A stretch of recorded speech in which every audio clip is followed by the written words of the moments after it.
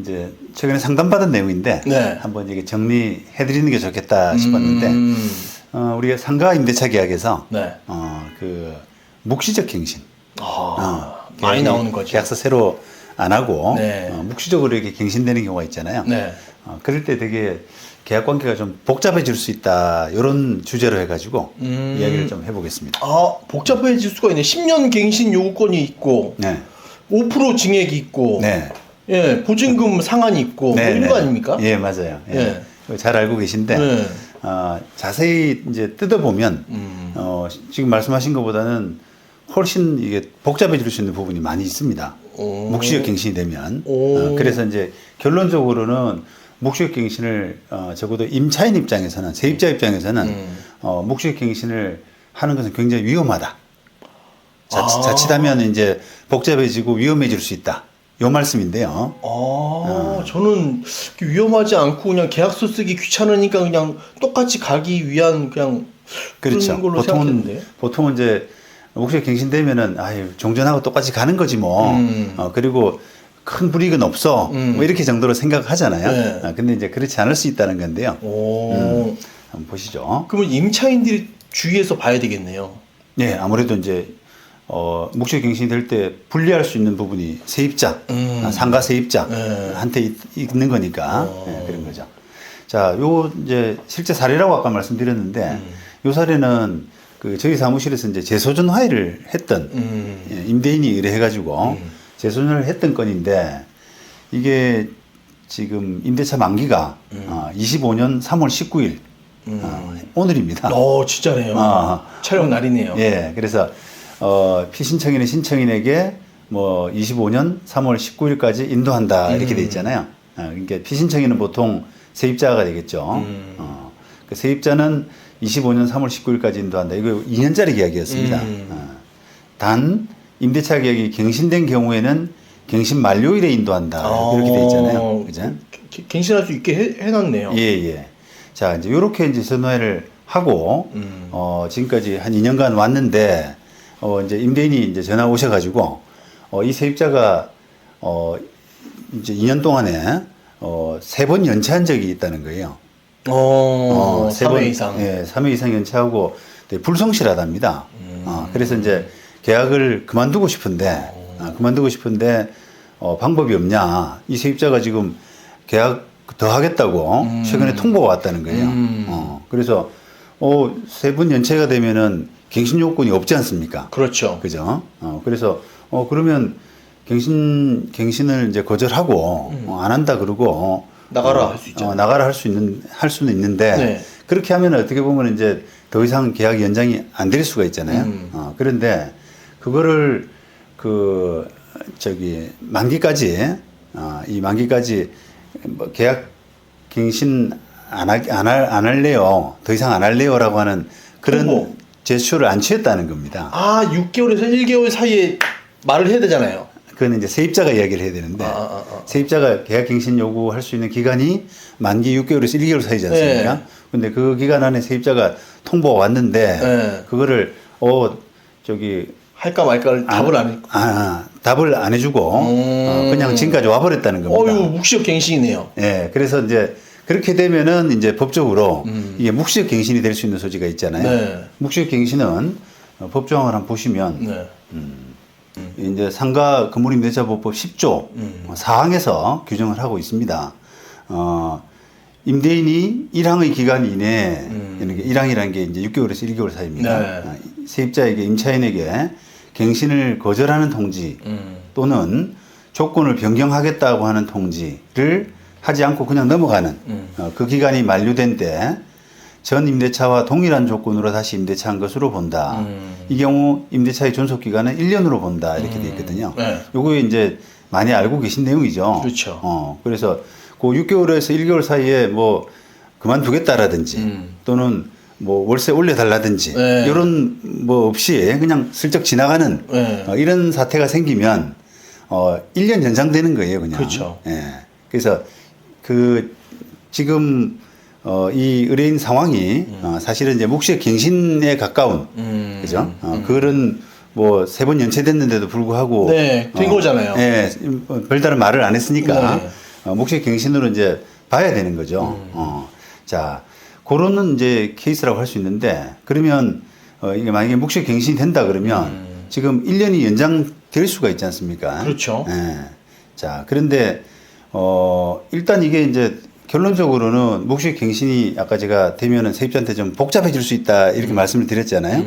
일단 제가 그거를 두 가지로 구분해서 우리가 환산보증금이 기준을 좀 초과하는 네. 넘어서는 네. 그런 임대차 계약이 있고 또 그렇죠. 반대로 이하인 그렇죠. 기준 이하인 네. 계약이 있잖아요.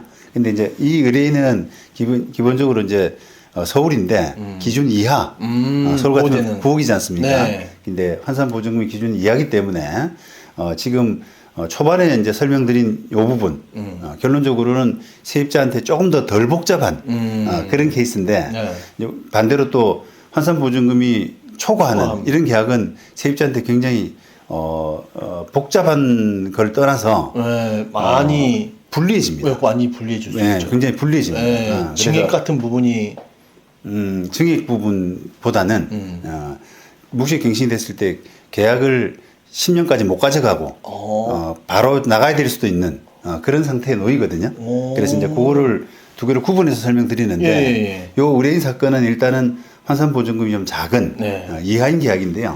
요 때는 이제 묵시갱신되면 어떻게 되느냐 보시면은 아까 법 조문에서 보신 것처럼 요 10조 사항에 따라서 1년 연장된 것으로 네.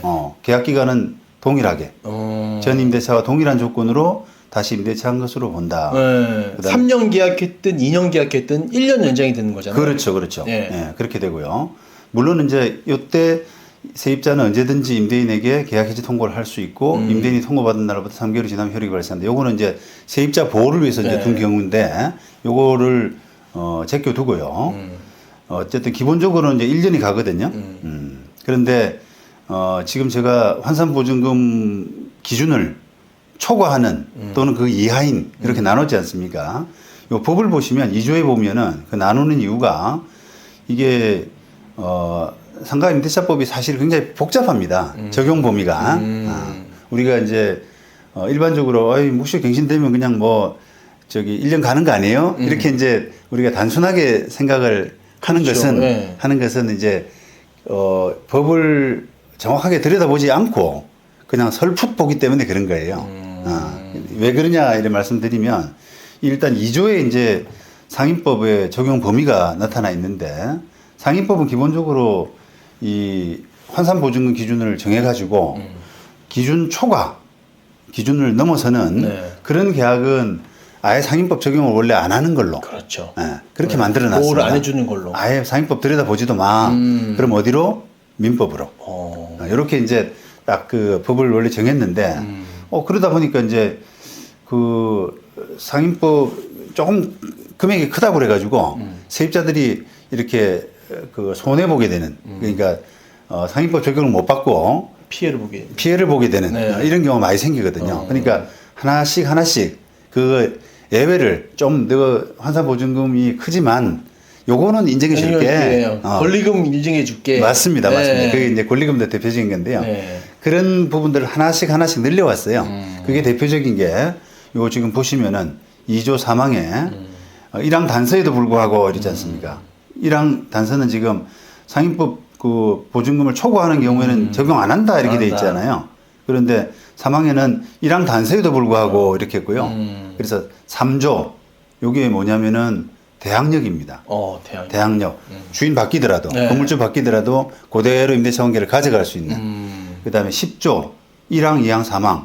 요게 갱신요구권. 지금은 10년이죠. 10년 갱신요구권.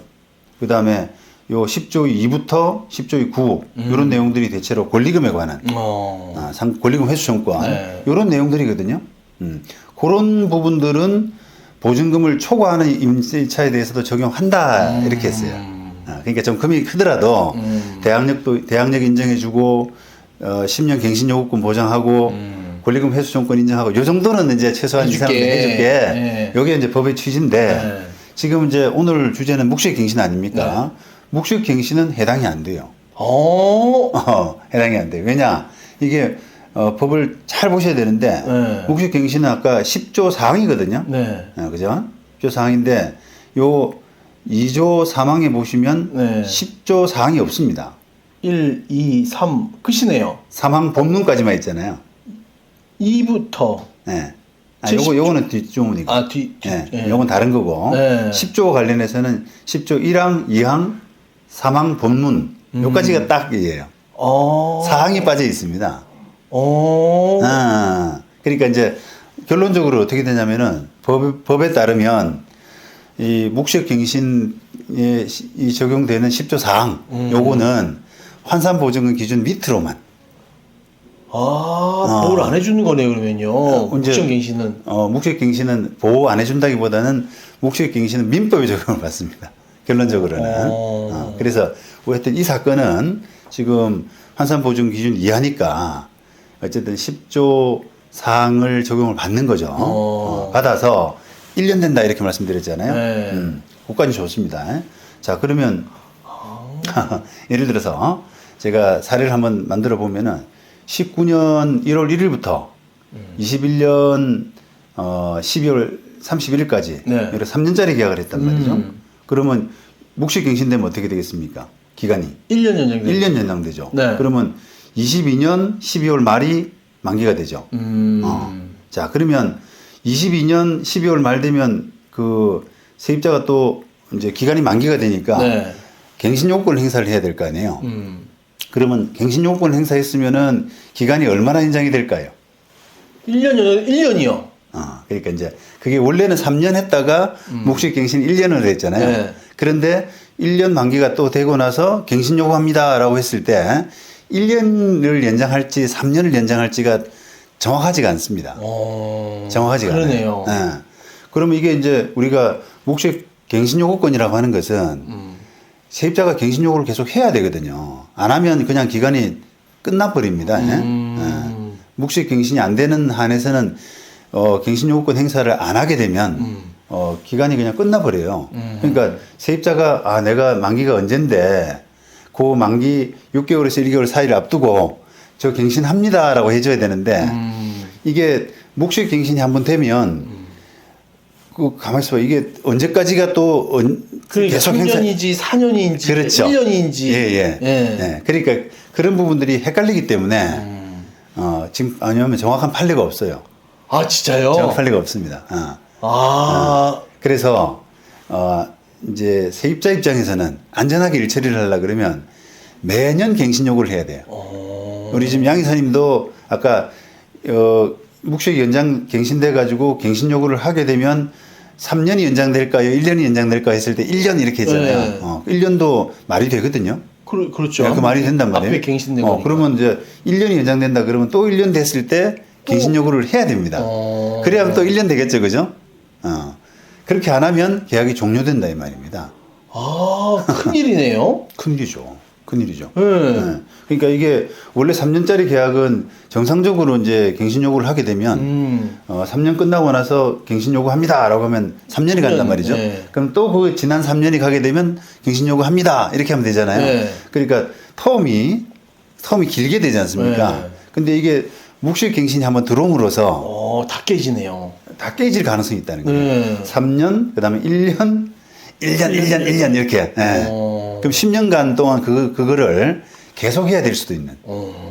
예. 그런 이제 어떻게 보면 좀 불확실한 상황. 그렇죠. 예. 그런 거에 놓일 수가 있다는 거죠. 그러면 갱신할 때 또 5%씩 또 올릴 수 있잖아요. 그 사람들은. 임대인은. 그렇죠. 뭐 그거는 이제 5% 올려줘야 된다 이건 아닌데 네. 어쨌든 올릴 수 있는 가능성이 생기는 거죠. 예. 그러니까 뭐 장사를 계속 길게 하고 싶은 세입자 입장에서는 조금 길게 가져가는 게 좋은데 그렇죠. 이게 묵시갱신이 한번 끼게 되면 좀 하여튼 계약이 1년짜리로 계속 이렇게 돼버리는 그런 우려가 있습니다. 예. 이야, 처음 알았네요, 이런 건. 예, 이게 좀 복잡하죠, 그죠? 그렇습니다. 자, 그 다음에 이제 더 문제는 지금 이야기하는 건데 환산보증금을 초과하는 임대차 계약은 이 묵시갱신이 되면 세입자한테 큰일 나는 경우가 생깁니다. 자, 이게 이제 아까 우리 법을 보셨잖아요. 네. 묵시갱신 부분은 상인법 환산보증금을 초과하는 임대차 계약에서는 상인법 적용을 안 받습니다. 못 받습니다. 그럼 무슨 법이냐? 민법입니다. 민법. 그러면 민법이 적용되면 세입자한테 굉장히 불리해질 수가 있어요. 자, 민법의 639조. 그죠? 임대차 기간이 만료된 후 임차인이 사용 수익을 계속하는 경우에 임대인이 상당한 기간 이내에 일을 하지 아니하는데 전 임대차와 동일한 조건으로 다시 임대차한 것으로 본다. 그런데 여기 문제인데요. 당사자는 635조의 규정에 의해서 해지 통고할 수 있다 이렇게 되어 있습니다. 그럼 635조는 기간을 정하지 않은 기간의 약정 없는 임대차거든요. 그럴 때는 임대인 해지 통고할 때는 부동산 같은 경우는 통지하면 6개월 있다가 계약 그만두도록 돼 있어요. 해지 효력 발생할 수 있도록 돼 있거든요. 아, 통보만 하면 언제든지 해지 통고할 수 있고. 자, 그러면 지금 임차인 1월 이게 만약에 아까 묵시갱신이 됐단 말이죠. 근데 이게 환산보증금을 넘어서는 서울 같으면 만약에 9억을 넘어선다. 네. 그런 계약 같으면은 이제 임차인의 지위가 세입자의 지위가 임대인이 해지 통보하면은 6개월 지나면 해지 효력이 발생하는. 그러니까 임대인이 언제든지 생사 여타권을 줄일 수 있는. 그러네요. 예, 그런 상황에 놓인다는 거예요. 근데 이제 우리가 이런 부분을 잘 모르는 것은 환산보증금 초과하는 계약이 많지가 않아서 그래요. 그렇죠. 예. 뭐 진짜 강남에 큰데 아니고서야 뭐 그렇습니다. 거의 다 9억 아래로 들어오니까. 그렇습니다. 제가 알기로는 거의 5% 미만?